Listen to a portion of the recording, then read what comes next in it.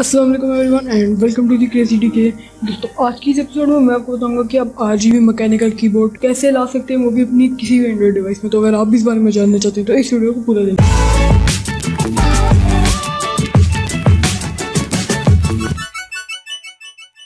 तो अगर आप इस चैनल की वीडियो पहली वीडियो देख रहे हैं और हर हफ्ते इस तरह की वीडियो देखना चाहते हैं तो आप इस चैनल को सब्सक्राइब करना, साथ ही इस बेल आइकन को भी दबाएं ताकि जब भी मैं नई वीडियो अपलोड करूँ आपको इस नोटिफिकेशन आ जाए, वो वीडियो आप से देख पाएँ।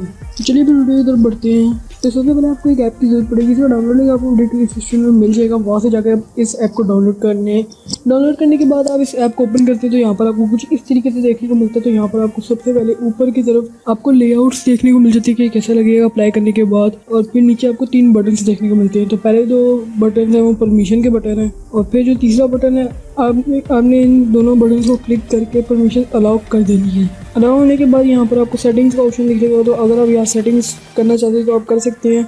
तो हमने यहाँ पर सेटिंग के बटन पर क्लिक करना है। यहाँ पर सबसे पहले तो आपने लैंग्वेज सेलेक्ट कर लेनी है। लैंग्वेज सेलेक्ट करने के बाद यहाँ पर आपको देखने को मिलते हैं और भी ऑप्शंस के। अगर आपने मैकेनिकल क्लिक साउंड चाहिए तो आप वो रख सकते हैं। इसके अलावा वाइब्रेशन चाहिए तो वो भी आप रख सकते हैं। इसके अलावा आपको सजेशंस भी चाहिए तो आप वो भी यहाँ से रख सकते हैं। फिर यहाँ पर आपको एक ऑप्शन मिलेगा शो बैकलाइट का, तो आपने इसके पर क्लिक कर लेना है। क्लिक करने के बाद यहाँ पर नीचे एक ऑप्शन आ जाएगा बैकलाइट टाइप का, तो उसके ऊपर आपने क्लिक करेंगे तो यहाँ पर आपको 2 बैकलाइट टाइप्स मिलेंगी।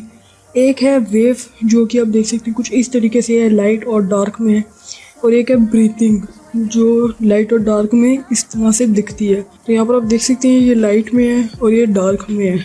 और इसके अलावा यहाँ पर आपको एक और सेटिंग देखने को मिलती है जो है कीबोर्ड साइज़ की। तो अगर हम नॉर्मल रखना है या मीडियम रखना है तो आप वो यहाँ से रख सकते हैं। तो कुछ इस तरीके से आप RGB कीबोर्ड को अपने किसी भी एंड्रॉइड डिवाइस में इंस्टॉल कर सकती हैं। तो मुझे उम्मीद है आपको आज की वीडियो से पसंद आई होगी। अगर आपको ये वीडियो पसंद आती है तो इसे लाइक करें और ज़्यादा से ज़्यादा शेयर करें। अगर आपको कुछ सवाल है तो अपने चैनल को पूछ सकते हैं। अभी अगर तक आपने इस चैनल को सब्सक्राइब नहीं किया तो चैनल का आइकन स्क्रीन पर होगा, उसे हमें क्लिक करके चैनल को सब्सक्राइब कर लेना है।